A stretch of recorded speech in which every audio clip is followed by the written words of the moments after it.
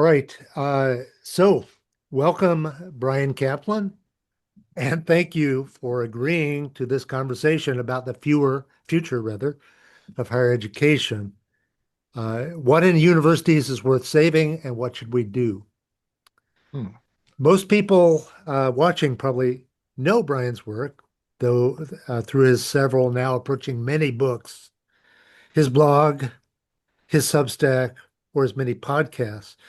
But for those of you who don't and also to sing Bryan's praises. Just a few words. I won't say as much as he deserves so we can get on to the main event. Bryan is one of my favorite intellectuals. He studies important and interesting phenomena, including some that are controversial. He does so in ways that are original and interesting, not for the sake of being original, but for being correct. He does so in a scholarly way, addressing the best arguments of his critics. I have personally been influenced and persuaded by Bryan about various important matters. Although I remain skeptical about one of his intellectual projects, that we should have open borders, I cannot say that I've detected a fatal flaw in his argument. Indeed, in his debates about this I have listened to, he has not lost. Bryan's demeanor is always gracious and fair. He is a nice man, a very nice man. Given that, his occasional anger at developments in academia over the past decade or so has been noteworthy. I've actually found this anger, which mirrors my own, validating and inspiring. And it's one reason for this conversation. More important, though, are Bryan's ideas about what the problems are and how to go forward. Finally, Bryan is a pleasure to listen to. How anyone can speak as quickly and coherently and thoughtfully as he does escapes me, obviously. I will try to let Bryan speak as much more than I do. So we'll begin in a moment.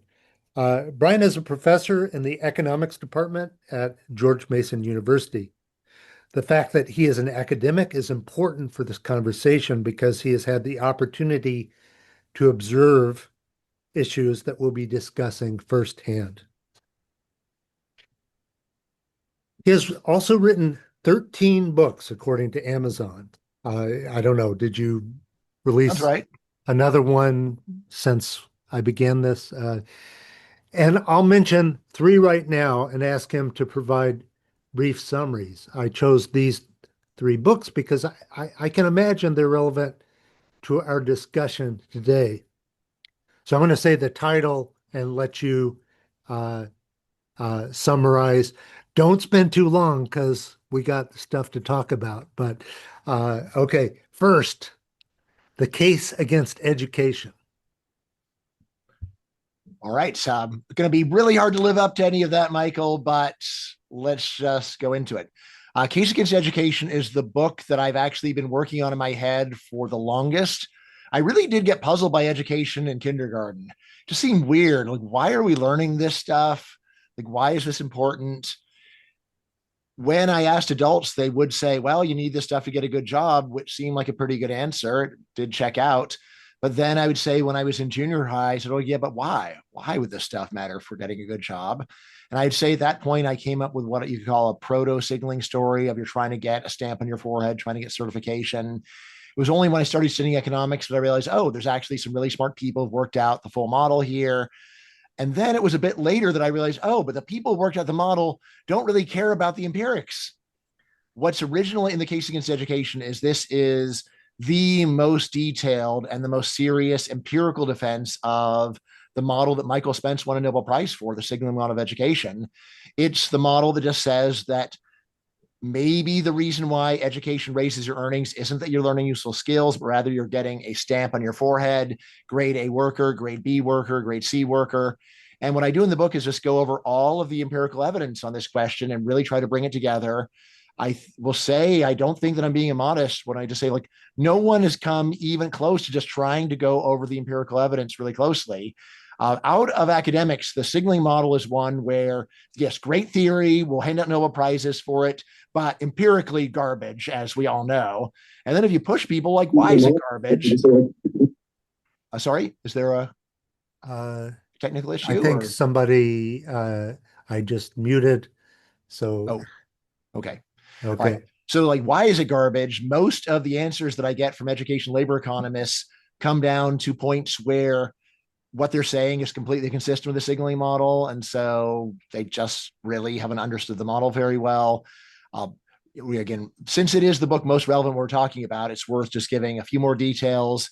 I mean, what is the kind of evidence that's relevant for the signaling model versus the usual human capital model saying that education raises earnings by teaching useful skills?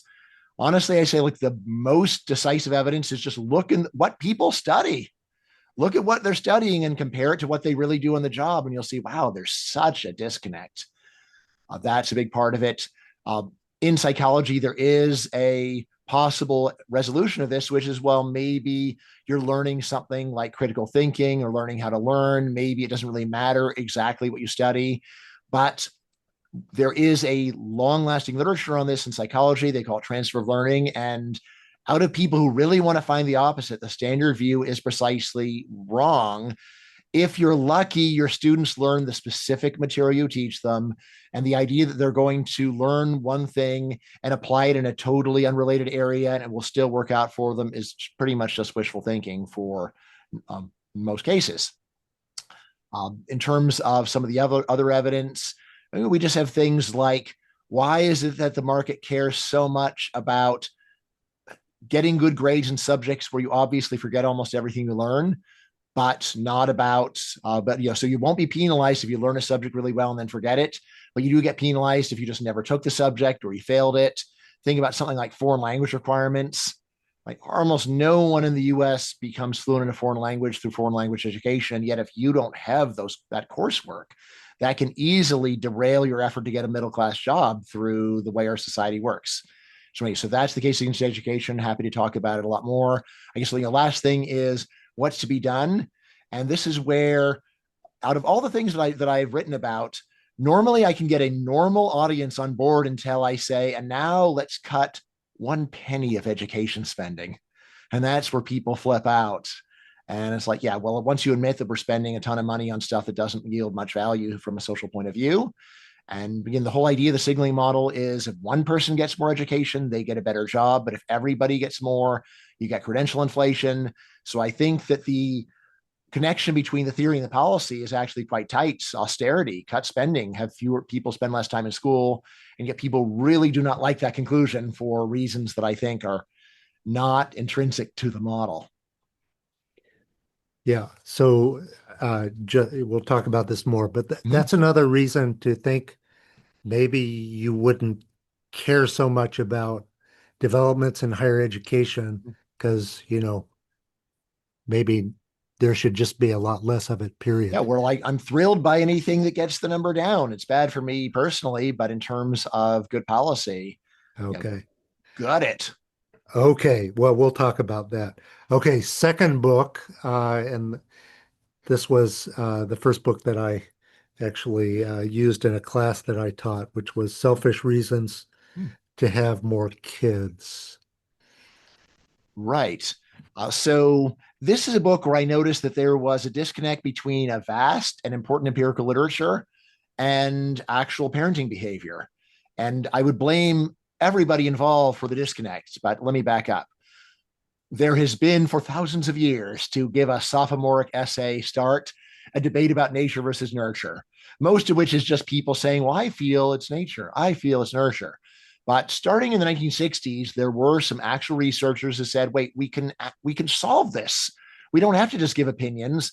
Why don't the problem, the reason why it's so hard to sort out nature versus nurture is that in a typical family, we seamlessly blend shared environment with 50% genetic similarity. But what they realize is, wait a second, there are some unusual families that break this seamless connection, and we can use these unusual families to actually establish causation.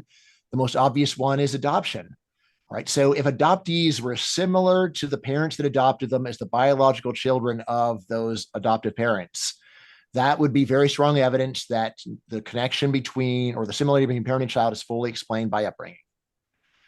On the other hand, if we saw that there was no similarity between adoptive parents and their adoptees, versus a high similarity between biological parents and their biological children, that would be a strong sign the similarity is driven entirely by nurture, or excuse me, by nature. And obviously, in the real world, you think it would be a combination of both. All right, so there have been about 60 years of this research. At the time I wrote, about 50 years. And the punchline is that with important qualifications, and especially in the long run, because similarity between parent and child is more explained by nature in the long run. In the short run, uh, almost all of the similarity between parent and child is explained by nature rather than nurture. And so this was something that was known before me. There's a more famous book than mine called The Nurture Assumption by Judith Harris. But what I said is, well, look, this is highly relevant for parents, because if this research is right, then helicopter parenting is wrong. Helicopter parenting being this very popular style in the West, also in East Asia, which basically says that to give your kid a decent life, you're going to need to go and have a ton of unpleasant and costly parental investment.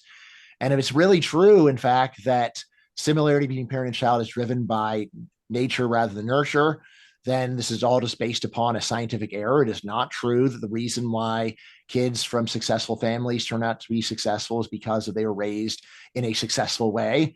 Rather, the evidence is saying if they got adopted by a very different family, that they would, in fact, have turned out about the same. All right. So, step one, obviously, is if you're doing something that's really unpleasant, like extremely laborious, costly parenting, if it's in fact causing conflict between parent and child because you're such a tiger parent, the science is saying just stop because it doesn't have these benefits. But then the bigger connection that I drew is, wait a second. Sure, step one is if something doesn't work and you don't like it, stop. But step two is if the both time and money cost of having additional kids was the reason why you were having fewer or none, then this is a reason to reassess family size. And so that was what gave the book its title. And this, by the way, this is the book that has done the most good for the world, or at minimum, it's made the most difference in the world, because there really are hundreds of people who said they've had additional kids because of this book, which is not enough to see a difference in a national birth rate. But in terms of value creation, if you're willing to go with an economist, $10 million per value of life, that book created billions of dollars of value, not for me, but for the world. So that is the book that's actually done the most good. And it's also the one that's had the biggest effect in my life. I do have 4 kids. And well, I knew about the research before I started having kids. My first 2 kids were identical twins, which really made me hyper aware of you are the kind of people study to answer the question of why people turn out the way that people do. And once I had them and I saw this incredible twin similarity between the 2 of them, that was motivating for me to have additional kids. And so now I have 4 rather than 2, which is like 3 more than a typical PhD would have. So it's made a big difference in my life. And you have homeschooled how many of them? At one point, I've been homeschooling all 4 of them because during COVID, I just said, yeah, there's just no point in doing anything else. Okay. I have never wanted to have conscripts. So other than COVID, I always gave them a choice during COVID. It's like, what is the choice? Okay. And I don't know if this is more controversial than open borders, though I suspect the title is, and it's Don't Be a Feminist. Mhm. Right. This was a book that I was writing in my head for about 10 years, or particularly the title essay for about 10 years. So when I had a daughter, I did start thinking, well, what am I going to tell her about feminism? I'm a social scientist. I think I know a good amount about the issues that feminists have talked about. In particular, one of the main things that economists have done in the economics of discrimination is try to understand the reason why there are gender disparities. If you read or just listen to standard folk feminism, the answer is pretty clear. The reason why women are less successful than men in any way is because men are unfair, or society is unfair, or patriarchy, whichever version of unfairness you want to cite. But economists who work with the data say, well, it seems like there's much simpler explanations that have nothing to do with unfairness, like men are much more likely to do STEM, women are much less likely to do STEM. So, um, and also things like women are more likely to take time out of the labor force or to be unwilling to do jobs that are just unpleasant. Really, in career choice, what we see is that men are more likely to put a lot of emphasis on money and women more emphasis upon actual job satisfaction. So that's one way that economists know something about this issue, which is highly relevant. I mean, just another good example is you could say, gee, why are there 10 times as many men in prison as women? You could just have a simple unfairness story. Society hates men and they mistreat men. But there is obviously another explanation. It's like, well, maybe men are doing a lot more crime. And that's the reason they end up in prison. Although maybe then, you might say, well, men do 5 times as much crime, but they're 10 times as incarcerated. Maybe there is some unfairness. It's a good question. So anyway, this was something that I was thinking about having a daughter. And what I did in the opening, the title essay of this book is it's just called Don't Be a Feminist, Letter to My Daughter. And this is where I try to review the evidence from the point of view of my daughter and just try to think about how I would have a conversation or a lecture with her personally about it, how I would think about the evidence. Uh, the essay really starts with the question of, well, what does feminism even mean? If you just go to official definitions, I'll say these are propaganda definitions, definitions that are just engineered to make anyone who's not a feminist look like a monster. So it's like feminism is the view that men and women should be treated equally. It's like, and you'll get that in a lot of sources. And it's like, so if we go and talk to people who aren't feminists and you ask them, they'll say, that's right. I think women shouldn't be treated equally. All right. And, or should not be treated equally. So here, actually, I was able to find some data showing that the definition is just wrong. It does not accurately describe usage. You have overwhelming majorities of all Americans, whether they say that they are not feminists, think that men and women should be treated equally. So that can't be the right definition. I propose what I think is an actual good definition that matches use, which is feminism, the view that our society generally treats men more unfairly than women. And that's the one that I use. This is a definition I know, like, I don't think I've ever met a feminist who's willing to accept it, but fits use is, I think, very important for understanding how a word is used. I have also never argued with a feminist who didn't go and give me a bunch of complaints about how women are treated less fairly than men.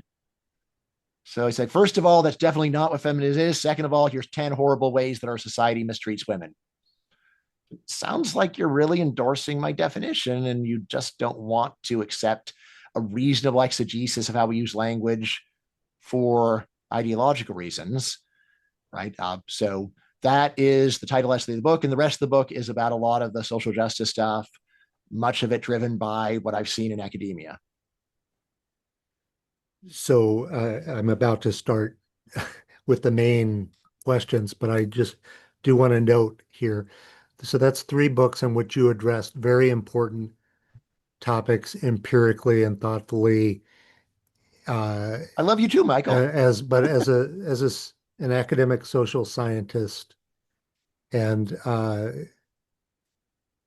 yeah, everybody should think about: are we better off that somebody uh, has a position to do that and is doing that and doing that well, or would we better off without it?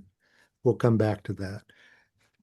Okay, so just this week, you co-signed what I believe is an important statement from the Manhattan Institute Mm-hmm. called the Manhattan Statement on Higher Education. Can you tell us more about that statement? Like, how did it happen and what are its main points? I was only brought in at the end, and Chris Rufo, who's at least one of the authors, just said, would you sign it? And I read it. And I said, yes, all the sentences are true, and I'm fine being associated with this. So I did sign it. In terms of what I see as the thrust of it, first of all, there's a list of what's screwed up about academia. There was actually very little on my main issue, which is there's just way too much of it. But I don't think that people should always be talking about my thing. I'm happy to go and say there's other things to talk about. So mostly it was about the extreme ideological monoculture of academia. Obviously, it is like often called the woke monoculture, or you can have a broader left one. But I think woke is pretty accurate for academia anyway. It goes through the pathologies of this, just the lack of actual curiosity, just the extreme bias of the research and the teaching, the lack of free speech, the persecution of dissenters. And then it proposes a actual practical policy remedy, which, oh yeah, and then, combined obviously with discrimination in admissions and hiring. Worth pointing out that a large majority of schools are not like Northwestern. Namely, most schools are not selective, actually. If you guys hang out with a bunch of other people from like at Northwestern or other elite schools, you might be under the illusion that this is how all schools work. I assure you it's not. Most schools are pretty much happy to take anyone with a pulse who will pay tuition. Which means that there can't be much discrimination in admissions at most schools because they're just taking everybody. It's like, can there be discrimination in candy bar sales? It's like, well, anyone can buy one. So no, there can't be. But there is plenty of discrimination in hiring at all schools because there is a mass army of people that would love to have jobs at universities that are struggling to get them. And for that, there is strong evidence, I'd just say overwhelming, that there is discrimination in hiring, most obviously against whites and Asians and males. All right. So anyway, so all of those are the accusations, which I think are quite very true and egregious. And then what I liked about the Manhattan Statement is it proposed this remedy, which is if schools don't stop, they lose their federal money. Right. Which I think is one of the things that is most likely to actually change this behavior.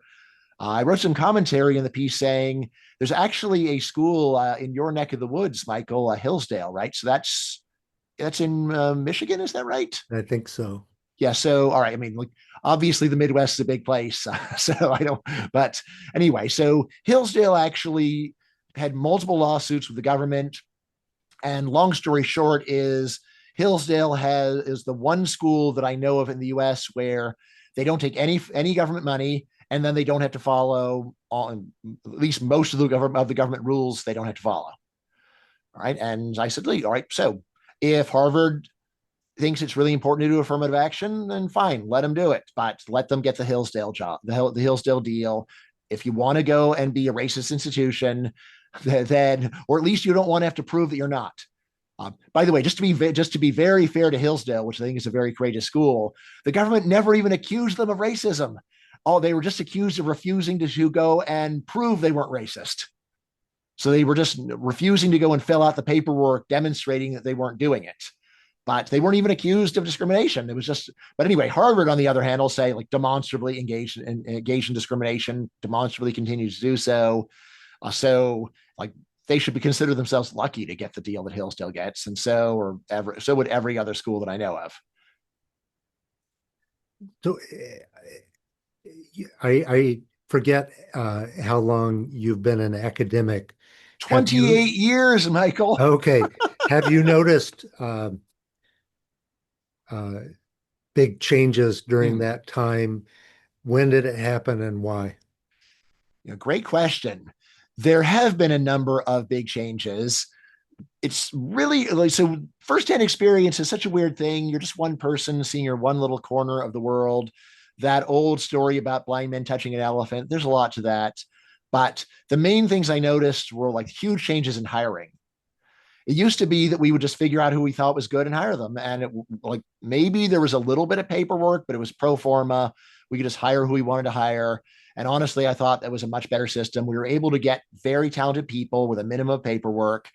The most extreme example is when we heard that Vernon Smith, who won a Nobel Prize like a year or two later, was unhappy at his current school because it was University of Arizona. We were within a few weeks able to go and make an offer to him and like 6 colleagues. All right. And basically, we just very quickly put together donors that were willing to pay the money, university people that were totally willing to go and sign on to it. We had them all out. We did an up or down vote, and we just made an offer, and we just moved a giant team of hyper talented people, one of whom won a Nobel Prize almost immediately. And now, just for contrast, our last senior hire took a year and a half to complete. I'm not kidding you. Michael Clemens, the process of hiring him was so onerous to hire a person with tenure here. I don't know how it is at Northwestern, but basically now to hire a tenured person, they must go through a full tenure process as if they were an internal tenure case. And since our tenure board is already out to lunch by like March, it's too late for them to review the 1,000 pages plus of paperwork that they need to go and grant tenure. And so he had to wait for a full additional academic year to actually get hired. Ridiculous. All right, that's the system that we have. In terms of pressure for racial and gender balancing or whatever you want to call it, so basically like the pressure for to discriminate against whites and Asians and males, I say that was pretty much zero initially. And when I was on the committee in 2020, it was strong, though not overwhelming. Basically, there were like 3 brainwashing sessions where we had different people in the university. This was during COVID, so it was a Zoom meeting, but basically 3 different groups of people at the Zoom camera just say, hey, be fair in the hiring. For once in your white male life, be fair. And it's like, all right, sounds like really racist and sexist to assume I'm not fair just because I'm a white male. But anyway, that's what we had to go through. And then furthermore, there were a bunch of people on the committee who just felt like, well, like, what the administration wants here, right? All right. So that was all going on. So that's what I saw firsthand.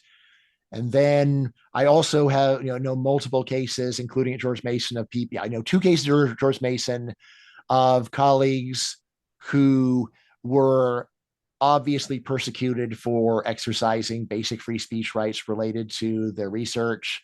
One I'm free to talk about. I don't know. You know the case of Todd Kashdan, Michael? I do, yes, but probably He's other yeah people he don't. yeah You he's so famous for this incident that people that have no idea who he is just say, GMU, isn't that the place with the hot tub professor? And I'm like, yeah, okay, that's I suppose that's the way the story has spread. But yeah, of course you would know him because he's a sex researcher. Yes, but anyway, yes, my friend Todd Kashdan in the psychology department, maybe the most cited professor at the entire university. Years and years ago, he had a party at his own home where he had a hot tub, and some of the people were in the hot tub, and in the hot tub, he discussed his sex research. And years later, one of the students went and made a harassment complaint against him for this. And I'd say, look, there's like at least 4 things wrong with why she should have just been told, like, you should back down or else we might have to sue you. But that's not what happened. And he did have he had a whole lawsuit over it.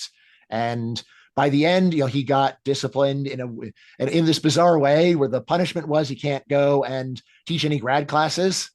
It's like, so, but you can still go and sleaze on undergraduates, I guess. That's okay. It's like, well, but I was a grad student that complained. So like the whole thing was just such, so such security theater. But anyway, and then finally the court said, well, the punishment's over, so you're no longer suffering, so there's no relief for you.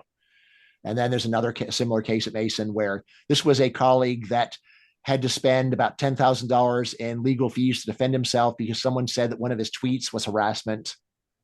Give me a freaking break. All right. So these are the kinds of things I've seen. I could obviously talk more about it, but I know you got a lot of great questions, Michael. Yeah. So, in thinking about what is worth saving in universities, it's useful to make at least a couple of distinctions. First, educating students versus scholarly research.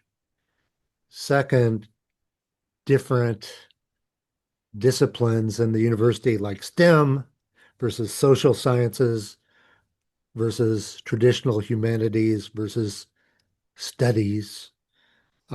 So your book, Case Against Education, focuses on students, Mm-hmm. educating students mainly. Yes.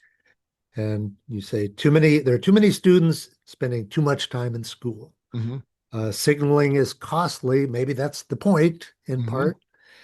But no Given reason to this, subsidize it. yeah, given that perspective, tell us how concerned you are about current educational trends, Hmm. the crisis, Hmm. with respect to educating students. If you think about the latest trend is defunding stuff, then for the first time, that's a trend I like. I'm always skeptical it will really go anywhere, but maybe this time it is different. It's so weird. If you're not confused, you don't know what's going on. Let's see. In terms of everything before, I would say that there's a few different bad trends. So one of them is just large rise in the share of high school grads that go to college, most of whom have no intellectual curiosity to speak of and will not acquire any noticeable number of job skills in school. So I say yes, like those are two good reasons to be in school. One is just intellectual curiosity. You actually care about this stuff. Another one is learning some useful skills. I say both of those are real low. I think the share of useful skills learned is higher in STEM, of course. Let's see. And then like low curiosity. And then the final one, which honestly is the main reason we're getting any changes, is the monoculture, the brainwashing, which I only talked about quite briefly in my book because at the time, I thought it was really overdone. Honestly, as I was writing the book, things changed and the monoculture just got quite a bit more extreme. So basically, I would say that when I was an undergraduate, if you didn't want to go and have brainwashing classes, you could just avoid them. And now it's really hard. I was involved in a controversy at my school where GMU was trying to have a requirement of two brainwashing classes. And I was part of a successful effort to stop them from requiring two brainwashing classes. Yeah. I forget, is that something that is a recording on YouTube where you were testifying, or is that something Let's else? see. So that one is on getting rid of DEI, although there might Okay. be a previous one where like not test, which is not testimony, but it's talking about what's Okay. wrong with the Just Society's Okay. requirement. I can't remember, honestly. Got it. Got it. Okay. Certainly in your book, but maybe generally you write less about scholarly research as a Mm-hmm. topic anyway. Mm-hmm. Uh, Even while you conduct a great deal of it, uh, I'm a fan, obviously. Uh, you write about being grateful for being a professor, having one of the best jobs in the world. Yeah. I agree with you, even though uh, it hasn't always been easy. And again, just I don't think I've said this about you yet. You are endearingly modest. Uh, One of the few people on earth that would ever think that, but well, everyone in my family would be laughing hysterically at that. okay, So. okay. So, so I have some strong opinions about some trends in academic research scholarship, and I'm going to say some, and I'd like you to weigh in. Sure.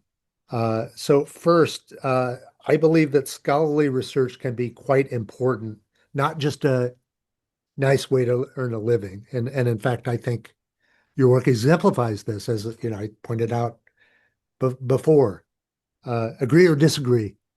And you So, don't have to mhm, talk about your own work, but you right. can.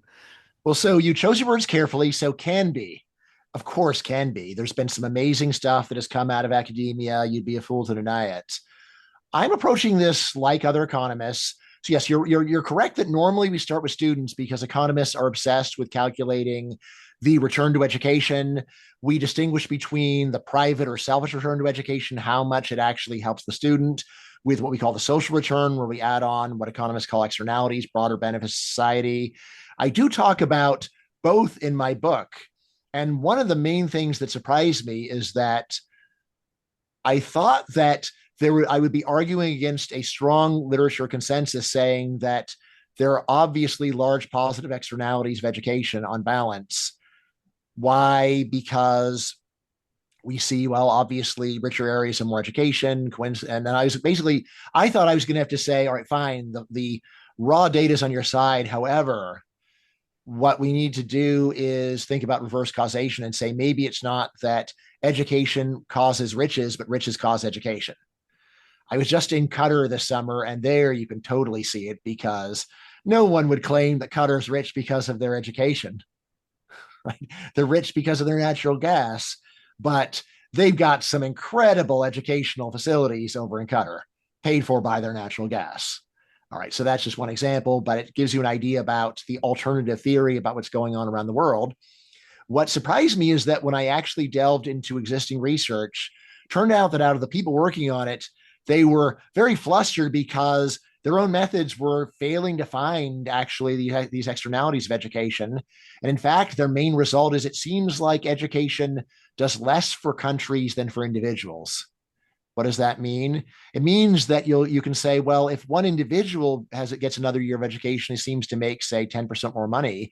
But if a country raises its average amount of education by 1 year in the workforce, then the income of the country only goes up by 2%. So it seems like it's less helpful to countries than individuals, which totally fits the signaling model. And that should capture the R&D benefits as long as they're for the country rather than the world, that kind of thing.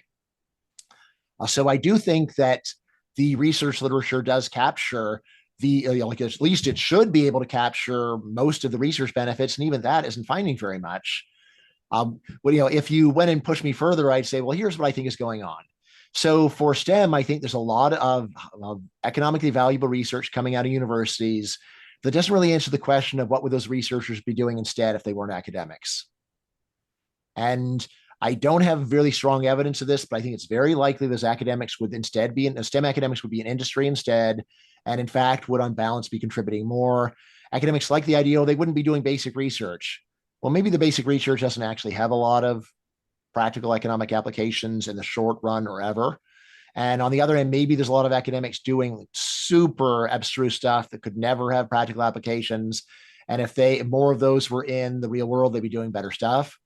Then you got social science, where I think that the best stuff is really good, but when you fund it more, I think you get a lot of bad stuff. And I think there's one where you need to talk about the net effect. Net effect of STEM, I don't think there's really an issue because it's like, well, what's the bad STEM? That would have to be like, if you believed a strong, like COVID was caused by R&D, then that would be a good example of maybe even that too was a net negative. So yeah, I know. So I don't know. You know about that Scott Alexander debate where they had two highly informed people arguing about lab leak. I know about the Yeah, debate yeah, but it was about really lab cool because leak, but basically you had two yeah, people who both knew a lot about lab leak. yeah. One thought it was true, one thought it was false, and they mutually agreed to a panel of judges that they both said would be qualified to rate the arguments. And then I think they unanimously gave the prize to the anti-lab leak guy. Hmm. But if the pro-lab leak guy was right, that would be a way where the social payoff for R&D could actually turn out to be a net negative, right? For social science, I'd say there's so much stuff that is actually socially negative that I think that it's very easy that it could be net negative, even though some of it's great. Your stuff is great, Michael. So cool. I've learned so much. I mean, I'm really curious to find out what in the world's happened in the last 15 years because I read your book about 10 years ago and I'm like, all right, so that settled that.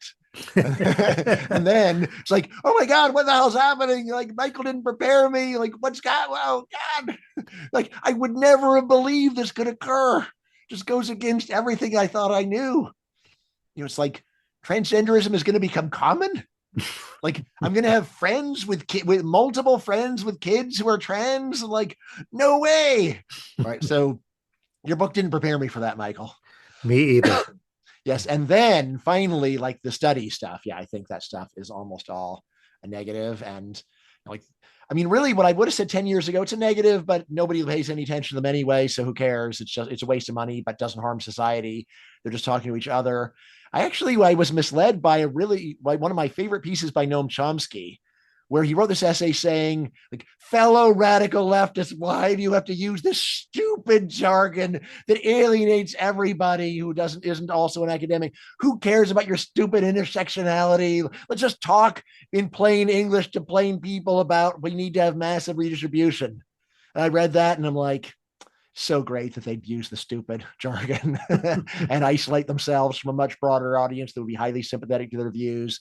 And then 10 years ago, I started seeing, wait a second, this stupid jargon that Chomsky was complaining about has broken out of the academy and they're using it in regular TV. And it was just like, I can't believe that this ridiculous jargon is getting mainstreamed. And like, wow, shows what I know. Huh. So interesting. I can't tell from your answer whether you think so. I guess we should distinguish to make an additional distinction that is given present day circumstances and constraints, what is best, and Mhm. given an ideal world, what is best.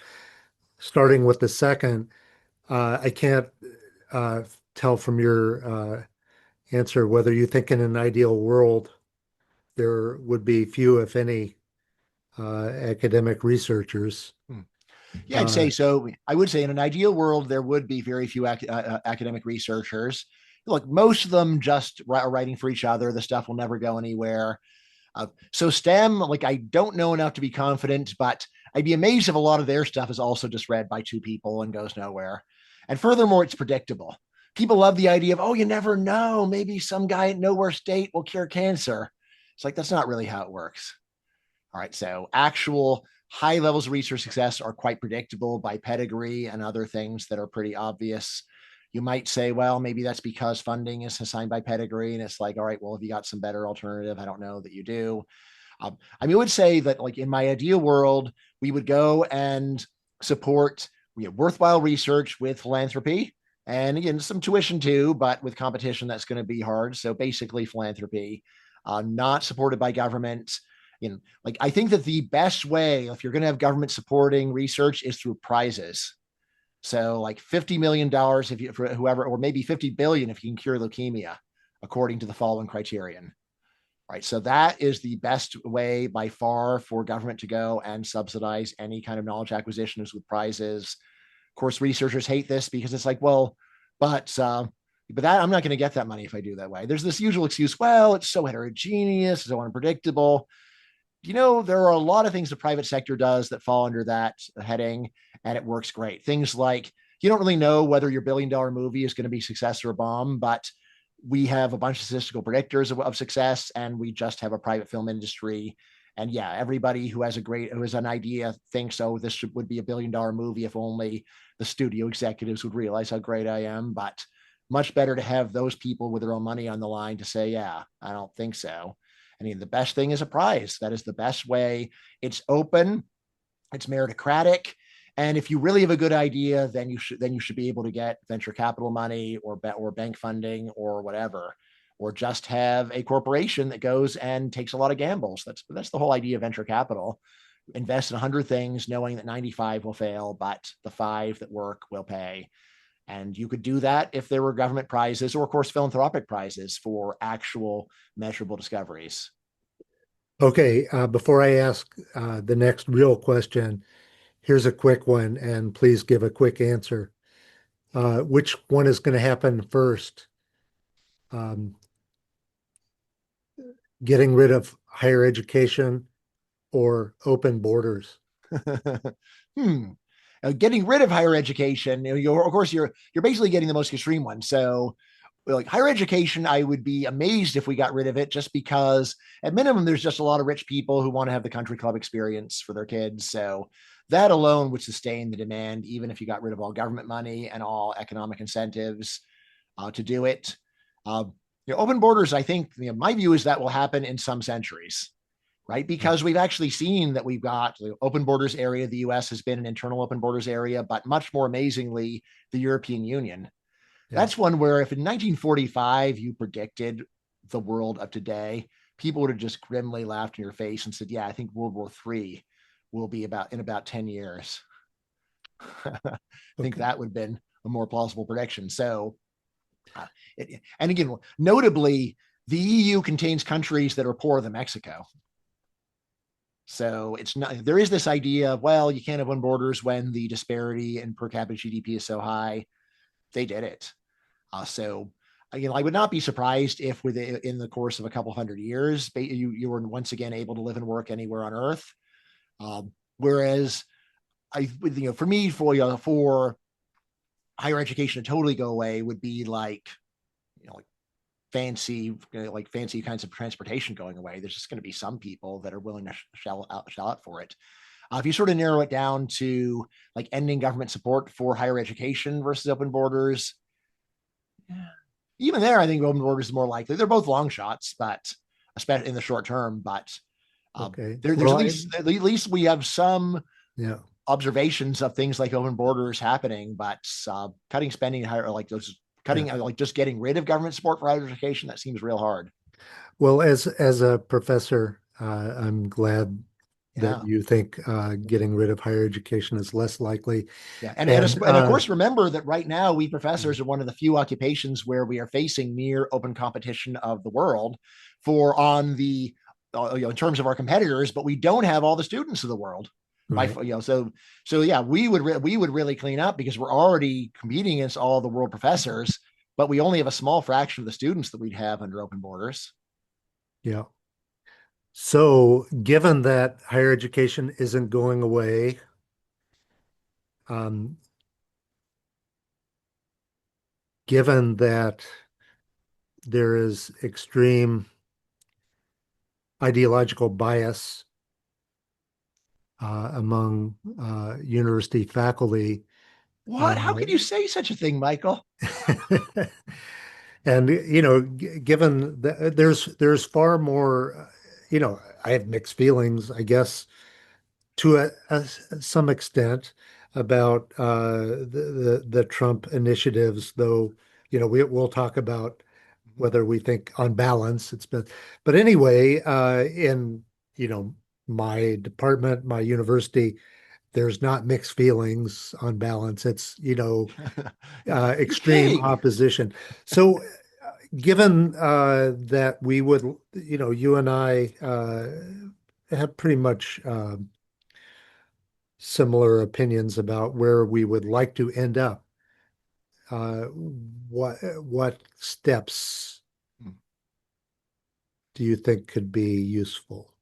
I mean, what the Manhattan Statement's talking about of if you do not stop discriminating, if you don't stop suppressing free speech, you are going to lose all your federal money. I think that's a pretty awesome approach, honestly. It's at the level of extremism that they're actually going to say, well, gee, you can't really mean you're going to take our money away, can you? I mean, like, we're just entitled to be supported by taxpayers forever, no matter what we do, aren't we? It's actually at a level where it might get them to wake up and realize, gee, at least a lot of people think what we're doing is ridiculous, even if we don't. I mean, I would say that there's one respect in which I think that people are right now doing the right thing for the wrong reason. I have gotten to witness the alleged horrific anti Semitism on multiple campuses firsthand. And yeah, I think it's basically the same kind of hypersensitivity that we've seen for all of the other thing, for the things that normally universities are very sympathetic to. So yeah, like Mason, I got to see the Palestinian protests, and yeah, I walked by them, and it's like, all right, uh, they're not actually scary. These kids are just not going to kill anybody. I'm not worried about them. And then I actually got to be at the University of Texas when they were having a very large protest, and I walked around and said, "All right, these kids seem ill-informed and emotional." But I also saw kids walking around with Israeli flags and no one was bothering them. So I'm like, all right, I think that basically charges of anti-Semitism are based upon the same hypersensitive standard of anyone who makes me feel uncomfortable is harassing me. And it's like, yeah, like we should always tell people that's wrong and crazy. And like, did someone threaten you with violence personally? Then no, then shut up and get the hell out of my office. I don't know if you know the scene in The Social Network when the Winklevoss tweens come to Larry Summers and he just throws him out of his office and just says, "Look, I'm not going to listen to another word of this garbage. Get the hell out of my office, Winklevoss twins." Right? It's like if you don't like what what Zuckerberg did to you, you can take him to court. Harvard will not be involved. And it's like, and your conduct is unbecoming Harvard gentlemen. Right, so I don't know if it really happened that way, but anyway, like I have several friends who watched that scene, like, yeah, you tell it to them, Larry. But anyway, so I think that going after universities for anti-Semitism is, I think, generally doing the right thing for the wrong reasons. I think the real thing is all of the hypersensitivity, which has been used as an excuse for discrimination and abridgment of free speech. That's the stuff that should be crushed. And the best way to crush it, at least the least bad way, is take away their money. And as I wrote, and worst case scenario, in my view, is well, maybe they'll just stand their ground and lose all their money and save the taxpayers billions of dollars, which I think would be great.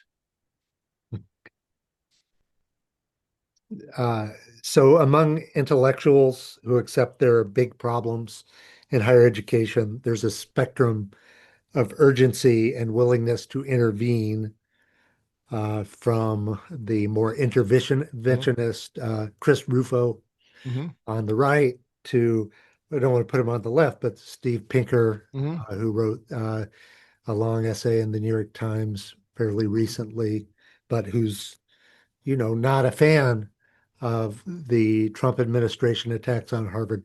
Where do you place yourself on that Mm-hmm. continuum? I'd say I'm probably 90% of the way to Rufo relative to Pinker. There's actually a piece that I wrote where Pinker, or not Pinker, where Rufo listed all the things he wanted to do for higher ed. And I went through them item by item and gave my evaluation of each idea. And I'd say that for about 90%, I agreed with him. Pinker, honestly, it comes down to we're just going to let everything continue as is and hope the system reforms itself. I don't see that he has any practical idea for how to improve anything, which probably does come down to the idea of, well, like things are basically okay right now, all things considered. I, Steve Pinker, still have my position. And I guess there could be a few other Pinkers. And it's sad that if there were some young Pinkers around right now, they may not be able to make it, but I'll help them out. And that'll, I don't know. So yeah, I think that is the issue. Is now I'd also just say I don't think that saying you don't get money anymore if you are a discriminatory institution is properly considered intervention. It's like we don't give you money anymore to subsidize your discrimination. It's like you might say that giving people money to discriminate is the intervention. And I think that that's a reasonable way of looking at it. And I'd say it's also fully consistent with existing precedents. That Hillsdale case, I think people really should be talking about it more because Hillsdale actually, they fought out in court for the right to not follow the rules in exchange for not taking money. The government actually was saying, no, not good enough. It's like, not good enough. I get no money and I don't have to follow the rules. Is it good enough? No. Everyone must follow the rules no matter if they take the money or not. Hillsdale did win that. And to say, hey, look, all of you schools that want to continue being racist, sexist, censorship institutions, more power to you. Do whatever you want, but not on the taxpayer dime. And of course, that includes no student loan money. Mhm.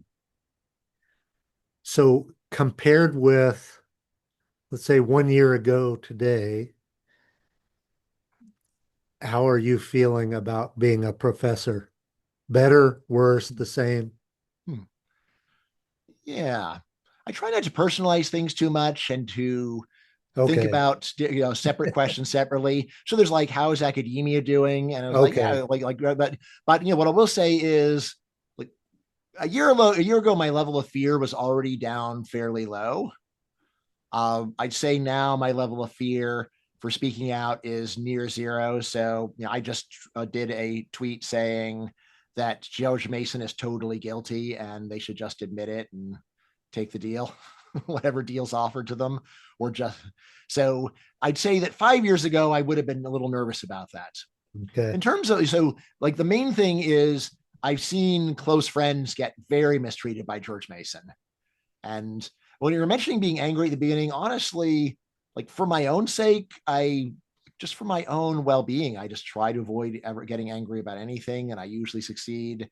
My main Achilles heel is when there's someone I know and care about who's getting mistreated, and that really bothers me, especially if I feel like they're not the kind of person that is psychologically disposed to be resilient and defend themselves effectively. It's like you're just picking on my friend because he's weak. Right? Stop. How could you treat my friend like that?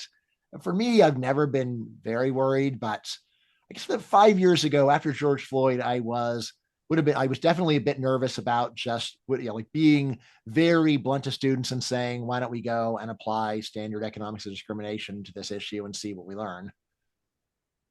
Okay. Last quick Yeah, questions, I we can guess. go for 15 more minutes if you Okay. want. All right. Well, then I'm having a I will, blast, and I my know you. last questions, I'll see Yes. if anybody Okay. Sure. who's Sure. here wants to ask anything. So what do you think about the following organizations Hmm. that have been trying to change things in different ways. First, Heterodox Academy Let's see. So that's the one that yeah, on Jonathan height. Haidt's Yeah. most associated with. So like in terms of actual effectiveness at changing anything in academia, I haven't noticed there's very much. I could be wrong, or I could have missed something. In terms of just giving a bit of camaraderie and moral support to people, I think that's always very nice. So, like, you know, my interaction with them is always positive. But again, in terms of efficacy, I'd say Chris Rufo is the king of efficacy. Okay. Second, fire. Fire. So I think that like I mean there again, like in terms of just giving some spirit of camaraderie, it's nice. In terms of cases that I personally know about, how much they help people that I cared about, it was not much. It was like, oh, that's really terrible. Here's a lawyer will recommend that you have to pay for. So it's like, all right, I guess that's better than nothing. It's not really that great. In terms of their policy views, I think that they have this very strange idea that to go and take money away from schools because they're doing ridiculous illegal things is some kind of censorship. So again, I that is just my impression. I haven't looked into it in great enough detail to say that with confidence. But again, this idea of like professors are like schools, it should be up to the school to decide whether they practice affirmative action. It's like they're getting like some of these are actual public institutions and all of them are getting taxpayer money. So are you standing up for, are you saying that Hillsdale should get its money back and they shouldn't have to comply with discrimination law? I mean, which would itself be an interesting position, right? But so that's I very, very freely admit I didn't carefully check what they're doing, but that's just a vague impression. Okay. And the University of Austin. Yeah. So University of Austin, I have had a number of ties to them, and now I'm actually have much stronger ties. As one of my best friends in the world is their new president. So Carlos, uh, he's Brazilian, so his name's hard to pronounce, but we'll just say Carlos Carvalho. So he's president now. So I'm expecting fantastic things. He is not just a great person and a great scholar, but he is a someone who gets good controversial things accomplished. So I am expecting great things from them. So like I've hung out with their students. I'll just say, like, in terms of what their students are like, they're awesome. I know there's a bunch of hit pieces on them, and it's like, look, I want to talk to their students, and these are students where the only place where I would compare the students really is University of Chicago at Agnes Callard's Night Owls talk series. So we're like the students actually are passionate about ideas and are very thoughtful and well read and want to have a freewheeling discussion. So that to me is, as a teacher, that is just beyond incredible to get that. You rarely get it, even at top schools. Like go to Harvard, and most of the students are still sort of bored out of their minds and not very into it or not often showing up. Well, wonderful. So that's my questions, and I'll see whether anybody here wants to ask one. There's a person here. I will be surprised if he doesn't ask one, but uh, uh, does anybody want to ask a question of Brian? Leaf, do I need to unmute you or can you here? I think Yeah, I you got just it. unmuted myself. I'm okay. Yeah. Hey, Brian, how you doing? Doing great, Leaf.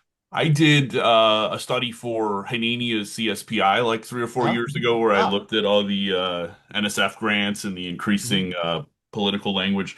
One of the arguments that I got back from people was that, people don't really believe this. They know they Mm-hmm. just have to put Uh-huh. this in there in order to get money from the NSF. Um, One of my kind of favorite ideas that comes from kind of economics or whatever is Goodhart's law, right? When a metric becomes a target, it ceases to be a good Mm-hmm. metric. And so I think a lot of these, a lot of university researchers are just kind of learning how to, game the metric of what Mm-hmm. looks like it could be valuable research in order to get the funding. But like it's become increasingly uncoupled in my mind. Like, Mm-hmm. Feynman had this idea of cargo cult science where it kind of Yep. looks superficially like science, but doesn't actually produce anything of interest or value. So I don't know if you've Mm-hmm. observed some of that in your work too, where it's people just kind of are gaming the metrics of, Mm-hmm. you know, interesting research? That's a good question. I mean, I would start off by saying, look, even if the critics are 100% right, it does speak to the level of fear. And it's like, why do scientists have to live in an environment of fear? Like, what kind of a system is it where there's this weird new priesthood and you got to suck up to them? And then once you accept that there's this climate of fear to say, but it's harmless, it's like, that sounds implausible that there's a harmless climate of fear, a harmless, all pervasive climate of fear. So I would say, look, at minimum, let's go and very carefully investigate what's going on and not just assume that things are okay. Um, Now, I don't know what's going on in STEM. What I can tell you about is in economics. I do think that there's some of what you're saying is correct, and there's economists who don't care that much about it, who still will go and adjust the language. But I think it's actually fairly rare. It's more of something you'll find among young people with more controversial views. But among more senior mainstream people, it really is just, well, these are the things that are worth studying. So when you go, and especially, there's this important dynamic between the moderate and fanatical adherents of an ideology. It's one where it's asymmetric because for the moderates, the fanatics are, well, they're taking a good idea too far. Whereas to the fanatics, the moderates are just sellout, terrible people. And that's what I think you see. You go and you talk to mid-career left-wing economists, and it's like, well, okay, I mean, the stuff is a little bit overblown, and it's like, but you are living in fear, right? Okay, yeah, I guess I live in fear, but that's not important. It's like, that sounds like real Stockholm syndrome to me. But then when you meet the actual young ones who are the fanatics, and it's like, okay, so you guys are kind of the future of this discipline. So yeah, it does seem like it's more concerning. So yeah, obviously social science is just more subject to corruption. So that's worth saying too. It's like, so, it's like, what can you really do with, I don't know, yeah, with like, like quantum mechanics, like what quantum mechanics, what would that be? And climatology is the easiest natural science to see it being corrupted in a relevant direction, right? So I don't have any final answers for it, but I do think that there is a big element of the South Park Officer Barb Brady. You move along, nothing to see here. And it's like, uh, maybe isn't the job of a cop to go and investigate suspicious things instead of just trying to rush people along? I mean, I saw, well, my dad studied cultural anthropology in the 90s, so I Mm, came into academia with a lot of warnings because that discipline yeah. fell very early. And I was like, oh, this can't happen. And computer science is very serious and technical Yes. discipline, Yes. but you'd be surprised the amount of people who just pivoted to studying like algorithmic bias and Yeah. Yeah. No, with, that's a with good an angle example, towards actually. racism or Yes. sexism or something like that because they're just like, Mm-hmm. I'm not going to get funding doing what I used to do, but Yes. studying bias and machine learning is really hot right now, so I'm gonna kind of pivot to that. So that like it Yeah. was disappointing to see talented people kind of Mm-hmm. shifting towards things that seemed very thin and just politically fashionable, but Right. Or how about people feel like they have to get a non-Asian minority or woman onto their research team in order to not be persecuted? Did you see that, or is that just fantasy? there was a lot there, I mean there was a lot of that. There was what, Mhm. without naming anybody, Yeah. my advisor had a female student coming to visit and he told us all to put on nice shirts that day and stuff and like make the laughs. We would never do that for like male students Yes. coming to visit or anything like that. And ultimately she And took bizarrely, someone could say that what you did, that was the harassment. That was yeah, terrible. yeah. Like there's no winning. I mean, Like so wear there a is a button fantastic, shirt and yeah, comb your there's, hair. there's a fantastic paper in economics showing that after Me Too, faculty collaboration with, or male collaboration with women actually crashed. Yeah, that makes sense. They just people are Yes. afraid. I mean, Gen Z makes Yes. the same, complaints about dating and stuff too, but that's a whole Yes. different. Right. But I mean, the evidence there was so strong. The timing looked so good. And it's like, yeah, it's like, and I wrote this piece where that like this was more broadly found that there was a crash in mentorship of women by men, and then there was this public reaction by feminist organizations saying, look, first of all, it's just not there's no risk, and second of all, like we need more fear to let people know this isn't acceptable. And it's like, yeah, you really painted yourself into a corner because it's really hard to use fear to get help out of people.